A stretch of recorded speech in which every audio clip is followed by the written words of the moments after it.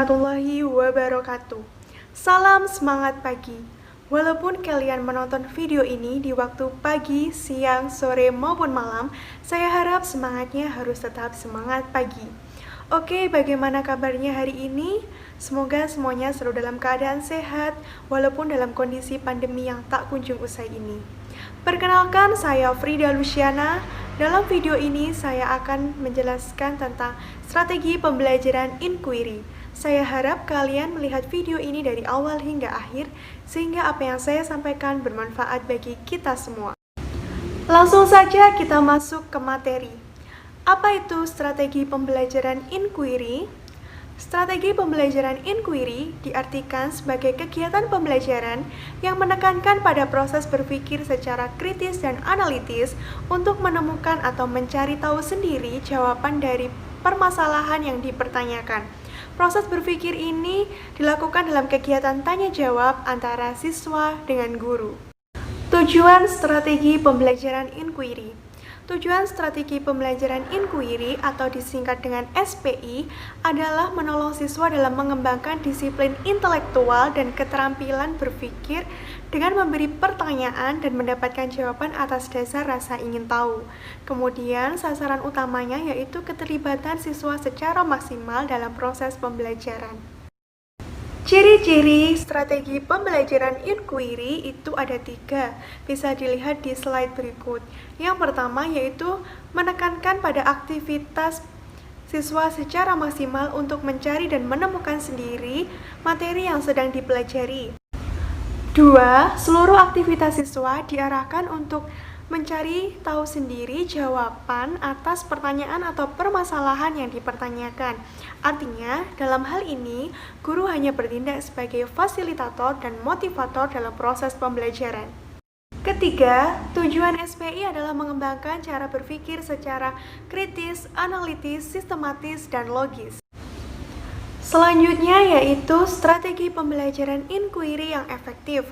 Ada 5. Yang pertama yaitu guru mengharapkan siswa dapat mencari tahu sendiri jawaban dari pertanyaan atau permasalahan yang dipertanyakan. Yang kedua yaitu data berupa kesimpulan yang memerlukan pembuktian.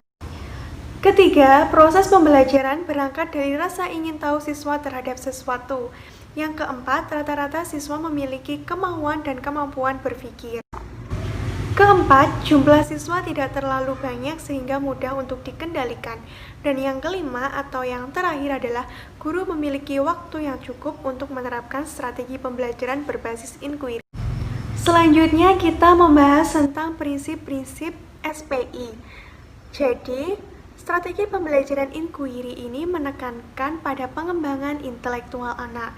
Menurut Piaget, pengembangan intelektual anak itu didasarkan oleh 4 faktor.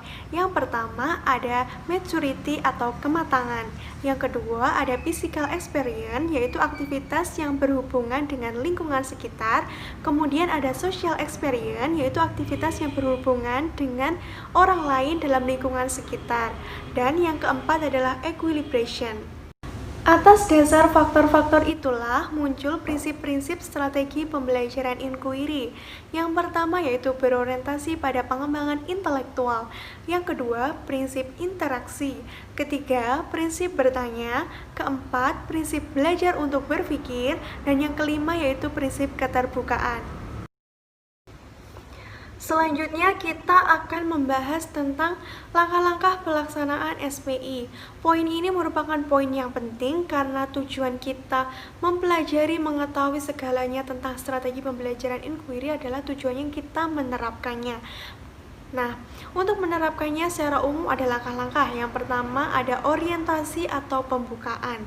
Orientasi atau pembukaan adalah kegiatan untuk membangun iklim atau suasana belajar antara siswa dengan guru secara kondusif.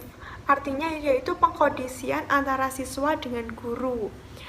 Kemudian yang biasa dilakukan guru itu apa? Yang pertama biasanya menjelaskan tentang topik, tujuan, dan apa yang ingin dicapai dalam pembelajaran tersebut. Yang kedua yaitu menjelaskan tentang kegiatan-kegiatan yang akan dilakukan selama proses pembelajaran berlangsung. Dan yang ketiga Merumuskan hipotesis. Ada yang tahu apa itu hipotesis? Nah, benar, hipotesis adalah dugaan atau jawaban sementara. Sehingga merumuskan hipotesis dalam hal ini yaitu merumuskan jawaban sementara atas persoalan yang sedang dikaji. Yang keempat, mengumpulkan data. Mengumpulkan data adalah mencari informasi untuk menguji hipotesis. Kemudian yang kelima, kita menguji hipotesis untuk menentukan ini hipotesis kita benar atau salah ya. Dan kemudian yang terakhir yaitu merumuskan kesimpulan, yaitu mendeskripsikan hasil temuan kita terhadap uji hipotesis tersebut. Dalam hal ini kita sudah melakukan pemecahan masalah. Selanjutnya yaitu strategi pembelajaran inquiry sosial. Ada 3 karakteristik dalam pengembangan strategi pembelajaran inquiry sosial. Yang pertama yaitu adanya aspek sosial di dalam kelas, sehingga terciptanya diskusi kelas. Perumusan hipotesis sebagai fokus inquiry. Dan yang ketiga yaitu adanya fakta untuk pengujian hipotesis. Strategi pembelajaran inquiry merupakan strategi pembelajaran yang dianggap baru terutama di Indonesia. Oleh karena itu, dalam implementasi atau penerapannya tentunya memiliki keunggulan serta kelemahan. Untuk keunggulannya sendiri bisa dilihat dalam slide PPT berikut. Yang pertama yaitu menekankan pada aspek kognitif, afektif, dan psikomotor secara seimbang sehingga lebih bermakna.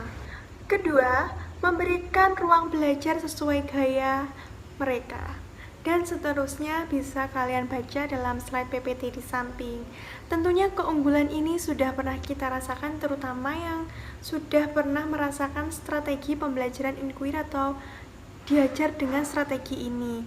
Ada keunggulan juga ada kelemahan. Untuk kelemahannya sendiri yaitu yang pertama, sulit mengontrol kegiatan dan keberhasilan siswa. Yang kedua, sulit dalam merencanakan pembelajaran karena terbentur kebiasaan siswa dalam belajar. Dan seterusnya bisa dilihat di slide PPT di samping.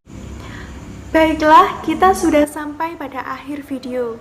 Terima kasih sudah menonton dari awal hingga akhir video. Semoga apa yang saya sampaikan bisa bermanfaat bagi kita semua. Jangan lupa tetap rajin dan semangat belajar walaupun dalam kondisi pandemi seperti saat ini yang mengharuskan kita untuk belajar online. Sekian dari saya, mohon maaf apabila ada salah kata baik yang saya sengaja maupun tidak. Akhir kata, wassalamualaikum warahmatullahi wabarakatuh. Sampai jumpa dalam video dan kesempatan selanjutnya.